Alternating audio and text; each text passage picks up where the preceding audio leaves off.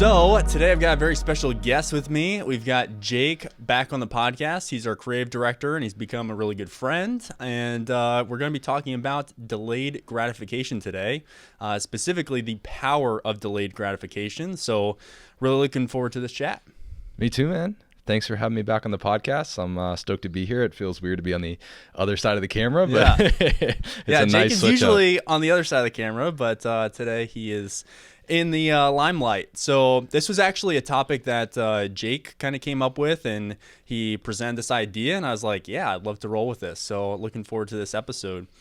You want to talk a little bit about why you felt inspired to do this and just kind of that story behind it, and then we'll just roll from there? Yeah, absolutely. So I was driving home from the gym the other day, and I don't know what it was. I think it was just I had a couple rough days where I didn't feel like going to the gym. I was tired, had a headache, I was hungry.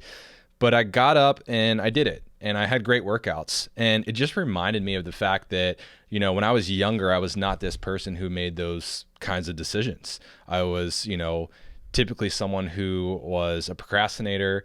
I would choose to watch TV and eat processed foods over going to the gym and then coming back home for a healthy meal. So I think what really inspired me is kind of recognizing that we all have these defaults that we tend to go to as people, things that make us very comfortable in the moment. So for me, kind of like I just mentioned, it's watching TV and not moving my body. It's eating highly processed foods, and a lot of them. I used to smoke up to a pack of cigarettes every day for 10 years, which is crazy, considering where I'm at now. Drinking alcohol, being a procrastinator, all these things that I used to do, that's my default. Like if I don't actively pursue to be a better person, that's what makes me feel comfortable in the moment. And so I just realized wow, I'm so much different from that person that I used to be. And I realized hey, in order to really get the things that you want in life, which for me is being someone who is healthy, being someone who gets things done right away, who is, highly effective and can bring value to whatever the task is at hand, you're able to kind of change these habits and change what your default is. And really it comes down to delayed gratification. Yeah. So it's doing what's hard now to get the results that you really want versus what you want right now in this moment. Yeah. Yeah, I think that's something that I have always battled my entire life too. I feel like I am just kind of a particularly driven person, but that's something that I really have to work to cultivate. Yeah. So I think people look at people who are in shape or have the things that they want to have in life, have the careers, the relationship, whatever it is. They look at those people and think that they have something special. There's something special about them. Right. They have something different. And I really don't believe that at all. I think they just look at things through the same lens that you're talking about. They're like, right. Okay, this is really difficult. I don't want to go to the gym. I don't want to have that uncomfortable conversation. I don't want to push myself with long hours in my business or in my career. I don't want to do this stuff, but I choose to do it because I know on the other side down the road, that's when I'm going to accomplish my goals. Right. It's 100% something that you cultivate. And I think a lot of people don't realize that. They think, this guy is successful because of X, Y, Z. It's what is it? 1% of the population is just blessed with being a prodigy or whatever, whatever it is. Yeah, I'd be surprised if it was even that. Yeah, probably not even that. So it's just no, there's no magic to this. It's a matter of doing these things over and over again and realizing, I think what it really comes down to is a lot of people don't get an actual good win under their belt, or they don't go through the experience of putting in the hard work day after day and not having that instant gratification, but then getting the reward later on. People don't experience that. They experience, this hurts. This is hard. I don't want to do this. And after a couple weeks, they're like, well, I haven't made any progress, so I'm just going to stop and I'm going to quit. But that's not how it works. That's just going back to your default. So it's really coming to understand what is it that you ultimately want? Do you want what's going to be comfortable now? Or do you want what your actual dream life is, what your goals are? Because those things, they're going to take time and they're going to take that delayed gratification because you're not going to get those instant results. I think so many people just give into what feels good now, even though that's not what they really want. And then they're weeks down the road, months down the road, years down the road, be like, oh man, I wish I would have done this thing XYZ, right? And I feel like it always leads to regret. Yeah, it does. And I think it's really important for everyone to understand that this is totally normal. It's normal to feel like you don't want to do these hard things that are going to build the life that you ultimately want to live. humans are wired for comfort and survival. So we are, the reason that we crave sugary, fatty foods is because those are the foods that we have been programmed over since the dawn of history to really gravitate towards, because we know that they're loaded with calories. We have developed the taste preferences for those foods because they're loaded with calories, so we can survive things like famine and other issues that we run into. There's for most of human history, we have not had a consistent source of like a food supply, consistent source of calories. So that's just one example of why we are engineered to actually default towards comfort, because being comfortable and surviving is ultimately all your brain is really programmed to do. So going the extra mile and doing things that are uncomfortable, pushing yourself beyond what feels comfortable, is very contrary to how your brain is programmed. So it's there's a reason we all feel this way, and there's a lot that we can do to push past that to accomplish the goals that we want. So yeah, we got kind of some main points that we want to hit here and kind of talk through. So let's talk a little bit about kind of deciding what you actually want to pursue, because these things are, as we've talked about, these things are really difficult. So you need to be really clear on what you want to accomplish and why that matters to you. So I think it's really important to focus on like understanding, hey, I can either do what's comfortable now, or I can do what is ultimately going to make me happy and bring me fulfillment. Like those are at the kind of at the end of the day, the two things that you can be focusing on. Yeah, absolutely. I mean, I think it really comes down to just like asking yourself like, hey, like what is really going to make me happy? What's really going to actually bring me fulfillment in the long term? Like, you know, if you're struggling with your health, or you're wanting to lose weight or whatever it is, like, you know, just making these decisions that make you feel okay now, like a year, 2, 3 years down the road, like, are you going to be okay if you don't make any progress forward towards what you think is ultimately going to make you happy, whether that is losing weight or whatever it is, you know, just becoming that better person or that version of yourself? Like, you have to understand like what it feels like, or what it's going to feel like once you actually accomplish that thing, and then say, okay, like what's harder, me staying where I'm at, or me never accomplishing what I, you know, set out to be? So it kind of comes down to like, it's a weird balance game, you know, cause it's, you know, in the moment, it's just so easy to be comfortable, like you said, and we're all guilty of it, right? We're not perfect human beings. There's going to be days, even when you're working towards a goal, that, you know, you're going to wake up and you're not going to make that right decision. But it's about cultivating the mindset of continuing to show up and know what really is important. So, you know, I think there's a quote that you guys have said on this podcast multiple times that really kind of hits home for this point. This is what quite possibly my all-time favorite quote, and it's by Jim Rohn. He says, "We must all suffer from one of two pains, the pain of discipline or the pain of regret. The difference is that discipline weighs ounces while regret weighs tons." And this is really, I think lots of people look through the lens of, they say, okay, I can choose, for example, let's look at the gym. I can choose to go to the gym versus sit on the couch. And the difference doesn't seem that significant. In like, okay, I missed a workout, like maybe I would have burned an extra couple hundred calories and do that kind of stuff. But there are a few issues with that. One, you are conditioning your brain to be to want to seek comfort and to convince yourself it's okay to default to comfort. And then you're also starting to push off your goals in a way that's going to lead to long-term regrets. And I think the importance of that daily discipline of just showing up and getting it done even when you don't want to, that is difficult, but it's not as difficult as the pain of regret of getting to the end of the year and feeling like, oh, I don't have the health that I want. I am at the same place that I was last January 1st, and I need to set the same New Year's resolutions for this year. Or I'm stuck in the same kind of cycle with my relationships, and I don't like where my relationships are at. I have not invested the time into making these really positive things for my life and the people I care about.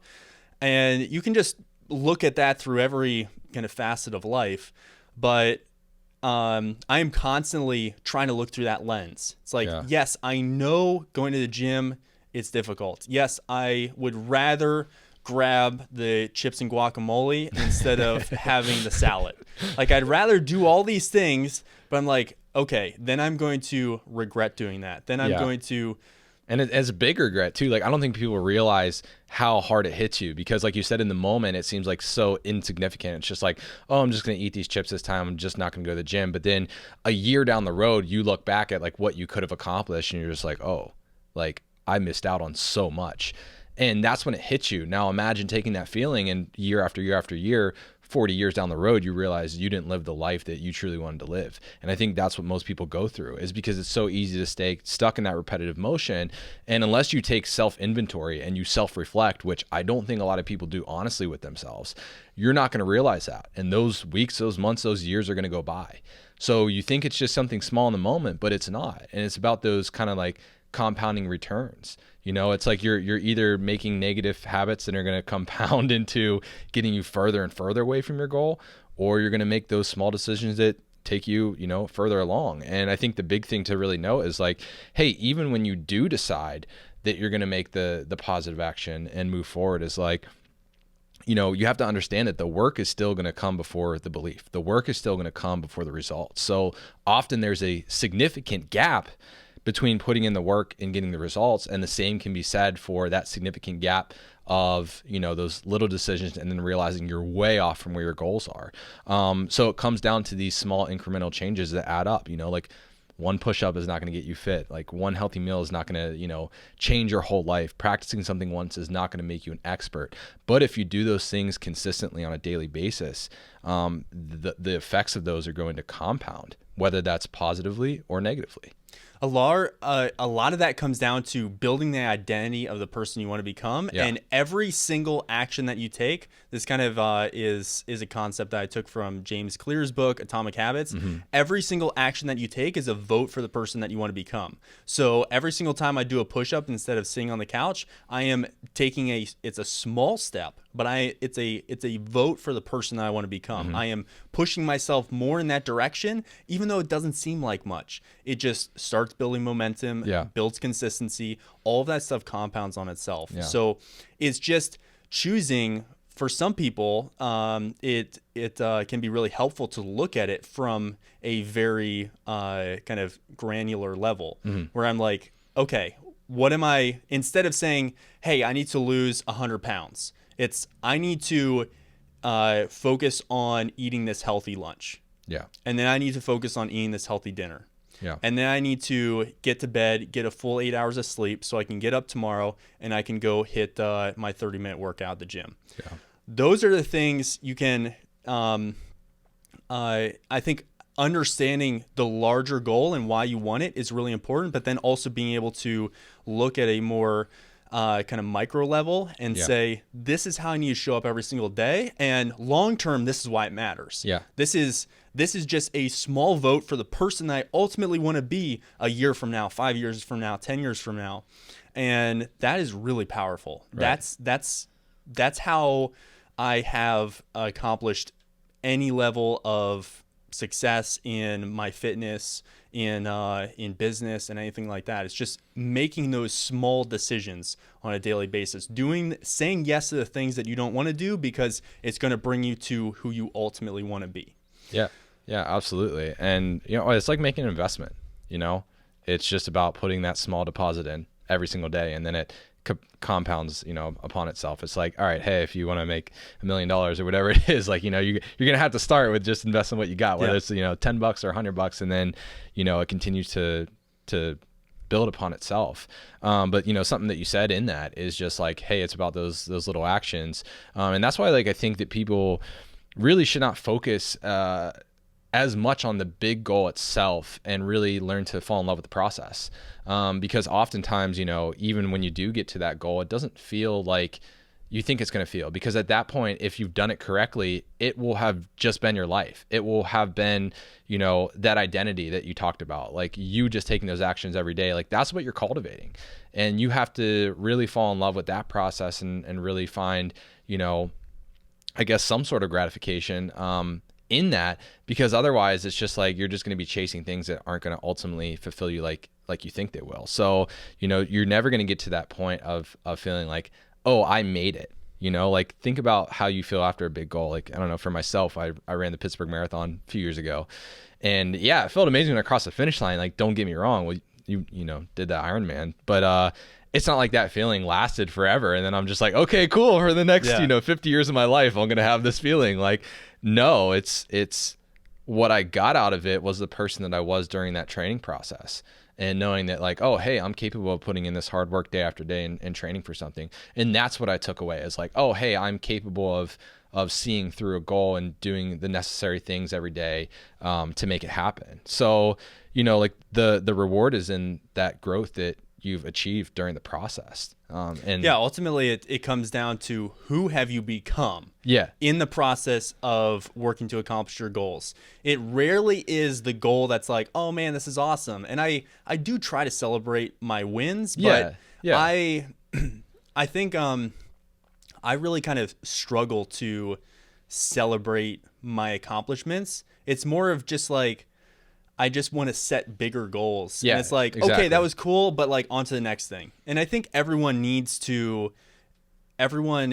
probably unique in this area, and you need to figure out how to really cultivate that internal motivation. For some people, it might be like seriously rewarding yourself after completing a marathon or some other goal that they've set. For me, it's like I cross the finish line, I'm like, okay, cool. Like, what's the next race? What's the next thing I'm going to do? Like, let's level things up. Right.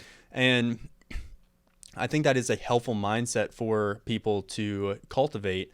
And I just love the process of becoming the person that I want to be. And that's where I really find the reward. That's where I really find kind of the fulfillment. Yeah. And people don't realize that. People think they're going to find the reward and the fulfillment in the goal itself, but you're not. And that's why, let's say, for instance, if you won the lottery, like, you know, nothing's going to change about you yourself because you haven't put in the work to do whatever, investing or whatever it might be. Like the same can be said for if, you know, you have a fitness goal and you woke up tomorrow and it was just given to you, it's not going to change who you are, because you haven't done the work, you haven't gone through the process. And that's what I don't think people realize is like, that is the reward. And while at first it seems like it's delayed gratification, at first it seems like it's hard, you realize when you're in it long enough and you've had enough consistency that is the part that you love. It is that becoming.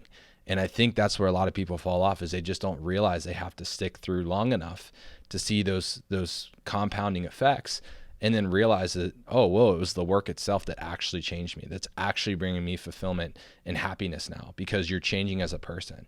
It's not just reaching that destination. So, you know, I think at the end of the day, it's really like, you got to go through it.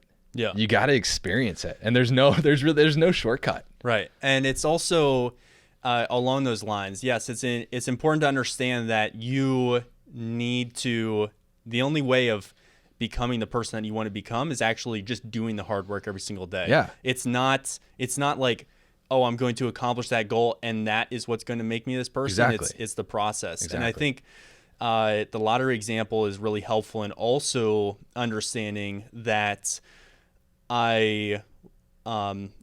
the reason so many people go broke after winning the lottery is because they haven't developed the tools and skills and mindset to actually cultivate and grow, in this case, money. But the same thing would happen to anybody who, if I could just like snap my fingers and give you your dream body, you're probably not going to maintain it. Yeah. and you're just, you're not going to be fulfilled by it, and you're, because you didn't put in the work. That's also super important. You're not it's not going to be fulfilling because you're like, okay, cool. Like I was working towards this, and I felt like I was earning this, right? Versus I was just given it, right? Exactly. So I think that's really important. You brought up kind of the idea of like kind of compounding in a financial sense, and I think that's a really powerful way of explaining this. And I went to school for mathematical finance and engineering. So like I'm a super numbers oriented person. I'm a huge numbers nerd. And delayed rewards are compound over time. So every single time that I decide to choose to go to the gym instead of going on the couch, like I am making that vote for the person I want to become. I am depositing into the bank of long-term growth and eventual goal attainment. And it's very similar to compounded returns in any kind of investment vehicle. So let's say that you invest $10,000 and you don't put any money more into it, and it compounds at 10% per year. So at the end of the first year, that 10,000 at 10% is going to become 11,000. So you're going to get 1,000 in additional money over the course of that year, and then you're starting year 2 with $11,000. That would also compound at 10% in this example, and then you're actually going to get $1,100 from year 2. So that compounds over time, and it's very similar in just showing up and doing the work. But it's even more powerful when you continue showing up and putting in the work, because then I'm continuing to make deposits, and every single one of those, whether it's weekly or whether it's daily, weekly, monthly, every single one of those deposits is going to compound, and it's going to continue to grow. And that's why we see these crazy charts of like the these 30-year, 40-year investment time horizons, where you see the graph just like go exponentially up and to the right. Yep.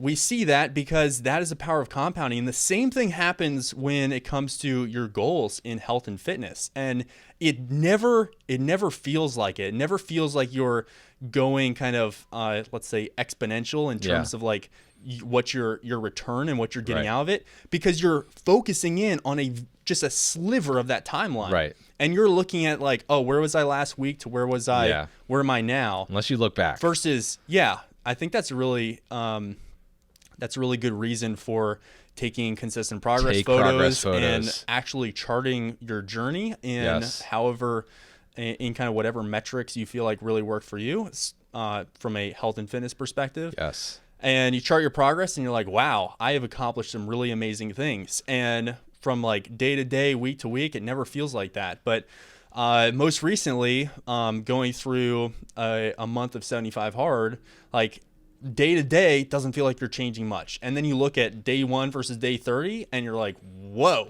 how did that happen? And it becomes even more powerful when you look over a 60-day time frame or a 90-day or a full year or whatever that is. Or a decade. You look over, or a decade. That's what I posted the other day. Like I posted before and after picture along with that thing I posted on Facebook, and it was me when I was like 18. I was like 225, like no muscle.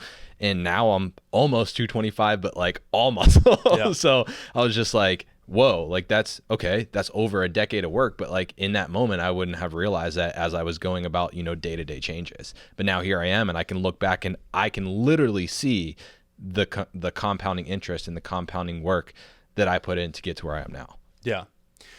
If I could just go back like 10 years and tell myself, hey, I know it's really tough. I know there are going to be hundreds, thousands, whatever number of days where you don't want to get to the gym. You don't want to do your nutrition. You don't want to do the extra hours in the evening focusing on growing these little businesses or writing these articles or whatever. You don't want to do that stuff, but please go ahead and do it, because on the other end of that, 5 years down the road, 10 years down the road, etc., that is going to have a monumental impact on just like compounding over time and building a life that you want to have. And if you are just at the very beginning of your health and fitness journey, please look at it through that lens. Like this is a long-term commitment, but just showing up every single day and saying, hey, I'm just going to do this little piece, and I'm going to eat this for lunch. I'm going to go work out. I'm going to follow this recovery process, and I'm going to work extra hard in my business or in my career. You just show up and do these small things every single day. You pay the pay the price of discipline, and then long term you're going to be really happy with those results, and that's it's a very rewarding process. Yeah, I think there's like some power in like, hey, if someone were to come up to you right now and say all of your wildest dreams that you could ever desire and imagine will come true if you do XYZ, and there was a guaranteed certainty for it, I think a lot more people would follow through with that process, even though it's really hard. So just believe that if you put in the hard work, if you show up day after day, you are going to make progress. You are going to change your life. So put in the work. It's going to come before you believe in it. And just know that, hey, compounding effect is really beneficial long term. Super powerful. All right, so that's what we felt inspired to talk about today. Hope you guys got a lot out of this. If you would take a minute to please rate our podcast on Apple Podcasts and share it with a friend, we would really appreciate it. We're trying really hard to bring more content, more value to all of you, and if you can help us to pay that forward, we'd really appreciate it. So thank you so much. We'll catch you on the next episode.